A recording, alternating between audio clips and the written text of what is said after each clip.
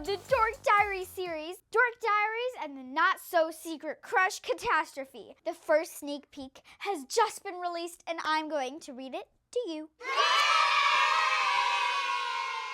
Squee! I think I'm suffering from a severe case of crush-itis. Oh my goodness. I wonder if I'm actually falling in love because I feel so insanely happy I could vomit sunshine, rainbows, confetti, glitter, and those cute little Skittle candy thingies. My heart is pounding, my palms are sweaty, and the butterflies fluttering inside my stomach are making me feel a little queasy. Unfortunately, there's no known cure. Bad news. This is the worst case of crush-itis I've ever seen. Enlarged lovesick heart and butterflies in the stomach. My crush-itis diagnosis. How I got this acute case of crush-itis is kind of a long and complicated story. I was just about to eat breakfast and headed off to school. Daisy, you can't be hungry. I just fed you. What?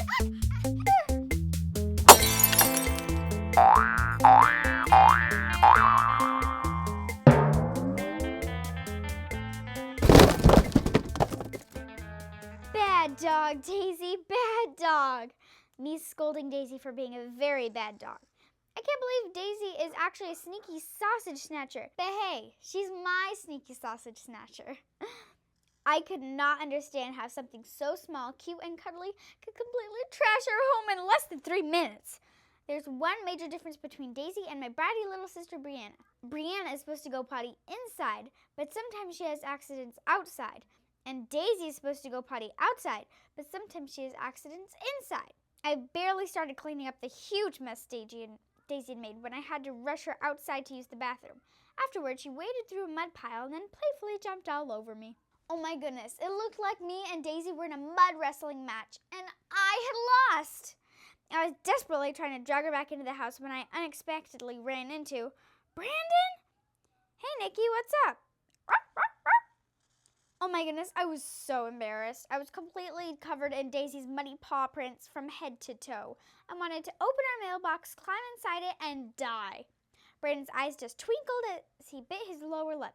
It was quite obvious he was trying his best to not further humiliate me by laughing.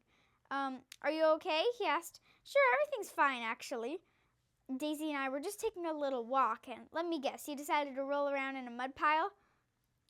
Brandon grinned. I couldn't help rolling my eyes at him. Brandon explained to me that he was up early delivering material to the person designing a donation website for Fuzzy Friends Animal Rescue Center, where he volunteers.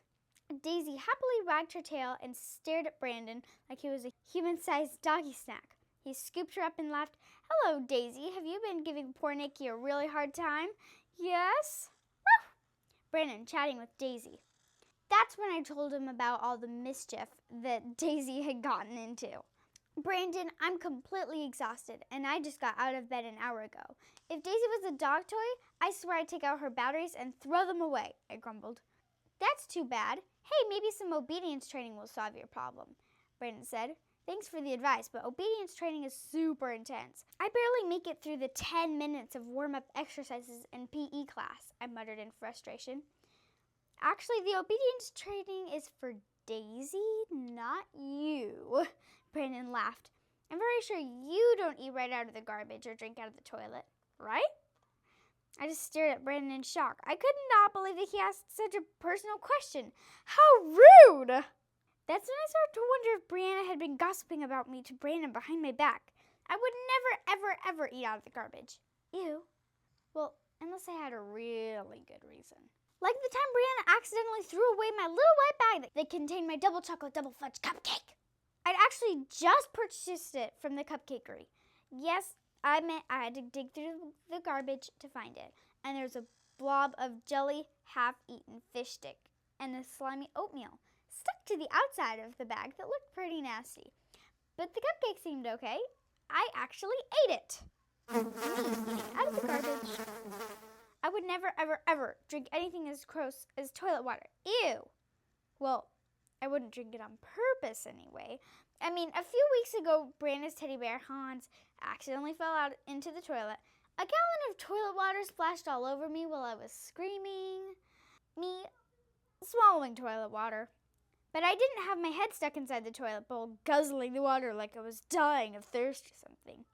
I didn't tell Brandon about the garbage or the toilet water because then he'd think that I needed doggy obedience training along with Daisy. Sorry, but I'm a very private person, and I don't like putting my business up in the streets. Finally, he changed the subject. Thank goodness. Listen, Nikki, I have an idea. I'd be happy to train Daisy. We can do 2 sessions a week right in your backyard. That sounds fantastic, I exclaimed. How about Wednesdays and Saturdays, starting this Saturday? No problem. I'm really looking forward to us hanging out. It's going to be fun. Well, Daisy loves hanging out with you, I said. That's when Brandon stared right into the murky depths of my inner soul. Then he smiled at me kind of shy-like and brushed his shaggy bangs out of his eyes.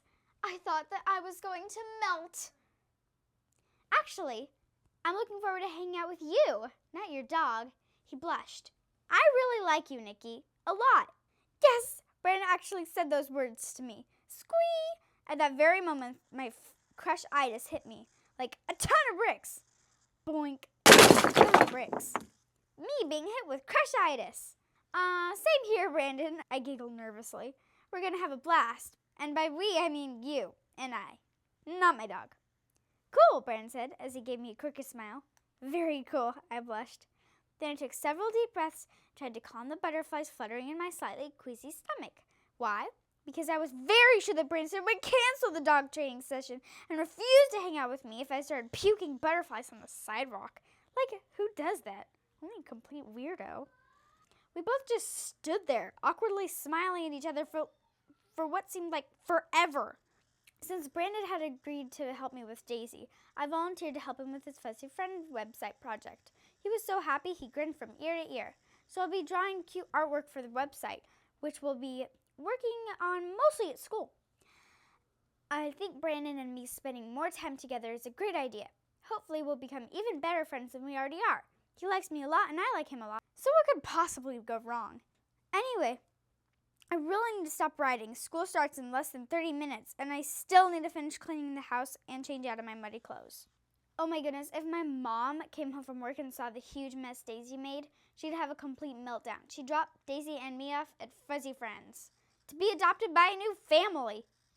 Can't wait to tell my BFFs, Chloe and Zoe, the very exciting news that Brandon and I will be hanging out together, training Daisy and working on his Fuzzy Friends project.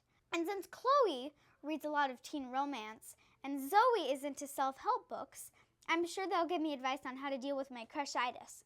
Wow, I just had the strangest thought. I wonder if it's contagious. You guys, I thought that was pretty funny. I thought that it was hilarious when she said, "That's my personal business." Oh my goodness, that was really funny and I really liked it and I'm looking forward to reading the book. Comment below if you want me to do some more sneak peeks. And see us next time on Studio B. Like this video if you are a complete Dork Diary fan. And like this video if you aren't a Dork Diary fan. And subscribe to my channel. See us next time on Studio B.